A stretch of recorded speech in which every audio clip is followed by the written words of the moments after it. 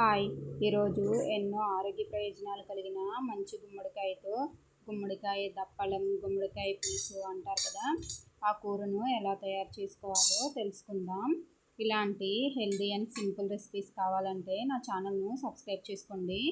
ముందుగా ఒక చిన్న మంచి గుమ్మడికాయను తీసుకొని ఇలా ముక్కలుగా కట్ చేసుకొని లోపల ఉన్న ఇత్తనాలు, పైనున్న తొక్కను తీసేసుకోవాలి. ఈ గుమ్మడికాయ కూరను అందరూ తినాలనుకుంటారు, కానీ ఈ కూర చేయడం చాలా కష్టం అనుకొని తినరండి. కానీ ఈ గుమ్మడికాయ కూర చేసుకోవడం చాలా ఈజీ. మనం సొరకాయ కూర చేసుకుంటాం కదా, దగ్గరగా అలాగే ఉంటుంది ప్రాసెస్. ఈ గుమ్మడికాయ పైనుండే తొక్క చాలా మందంగా ఉంటుందండి. పీలర్తో తీయాలనుకుంటే రాదు. అందుకనే చాక్తోనే చిన్నగా పీల్ మొత్తం తీసేసుకొని ఆ ముక్కలను శుభ్రంగా కడుక్కొని ఇలా ముక్కలుగా కట్ చేసుకోవాలి. ఈ దప్పలం కూరకు ముక్కలు కొంచెం పెద్దగా ఉంటేనే బాగుంటాయండి, చిన్నగా కాకుండా. ఇలా నేను చూపిస్తున్నాను కదా, ఇలా కొంచెం పెద్దగా కట్ చేసుకోండి ముక్కల్ని. ఇప్పుడు ఒక పెద్ద సైజు ఉల్లిపాయను తీసుకొని ఇలా నిలువుగా సన్న ముక్కలుగా కట్ చేసుకోవాలి. ఇప్పుడు ఒక 3-4 పచ్చిమిరపకాయలని తీసుకొని ఇలా చీలికలుగా కట్ చేసుకోండి. అలాగే కొంచెం కరివేపాకును కూడా కట్ చేసుకోండి. ఇక్కడ కొంచెం చింతపండును నానబెట్టుకోండి, అది క్లిప్ మిస్ అయింది. మనం గుమ్మడికాయను కట్ చేసుకునే ముందే కొంచెం చింతపండును నానబెట్టుకుంటే పులుసులోకి సరిపోతుంది. ఇప్పుడు స్టవ్ ఆన్ చేసుకొని ఒక కళాయి పెట్టుకొని 1 టేబుల్ స్పూన్ ఆయిల్ వేసుకోవాలి.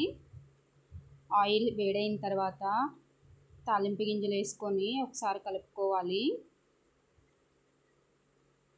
తాలింపు గింజలు కొంచెం వేగిన తర్వాత ఒక ఎర్రమిరపకాయ, 10-15 మెంతులు వేసుకొని వేయించుకోవాలి. ఇవి కొంచెం కలర్ మారిన తర్వాత కరివేపాకు, అలాగే ముందుగా కట్ చేసి పెట్టుకున్న ఉల్లిపాయ, పచ్చిమిరపకాయ ముక్కలు వేసుకొని బాగా కలుపుకోవాలి. ఈ ఉల్లిపాయ, పచ్చిమిరపకాయ ముక్కలు ఎక్కువ మగ్గాల్సిన అవసరం లేదండి, కొంచెం లైట్గా కలర్ మారితే సరిపోతుంది. ఇప్పుడు కొంచెం పసుపు వేసుకొని కలుపుకోవాలి. అలాగే మనం ముందుగా కట్ చేసి పెట్టుకున్న గుమ్మడికాయ ముక్కలను వేసుకొని కలుపుకోవాలి. ఇప్పుడు మూత పెట్టుకొని ఒక 2-3 నిమిషాల పాటు ఈ గుమ్మడికాయ ముక్కల్ని మగ్గించుకుందాం. 2-3 నిమిషాల తర్వాత మూత తీసుకొని ముక్కల్ని ఒకసారి ఇలా కలుపుకొని ఒక గ్లాస్ వాటర్ పోసుకోవాలి.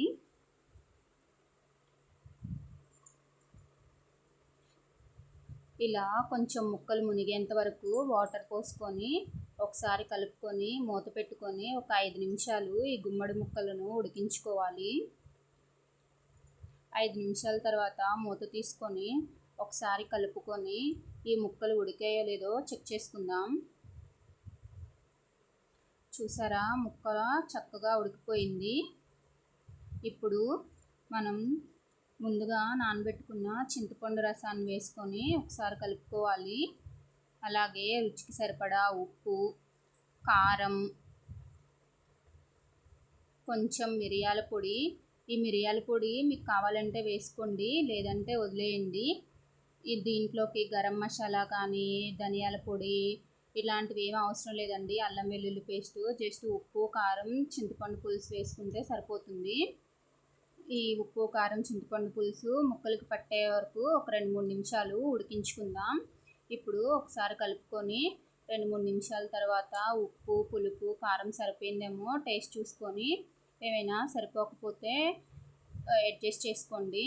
అలాగే ఇప్పుడు ఒక 2 స్పూన్ల బెల్లాన్ని వేసుకొని కలుపుకోవాలి. నాకు పులుసు కొంచెం చిక్కగా అయిందండి, అందుకనే నేను ఒక చిన్న గ్లాస్ వాటర్ని యాడ్ చేసుకున్నాను. మీరు కూడా పులుసు కొంచెం చిక్కగా అనిపిస్తే వాటర్ని యాడ్ చేసుకోండి. ఈ బెల్లం వేసిన తర్వాత కూరని ఒక 2-3 నిమిషాలు ఉడికించుకోండి.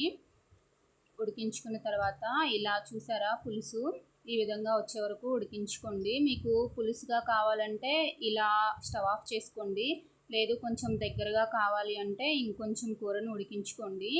ఈ గుమ్మడికాయ పులుసు కొంచెం ఎక్కువసేపు మరిగితేనే బాగుంటుందండి. అంతే, సింపుల్ అండ్ టేస్టీ గుమ్మడికాయ కర్రీ రెడీ.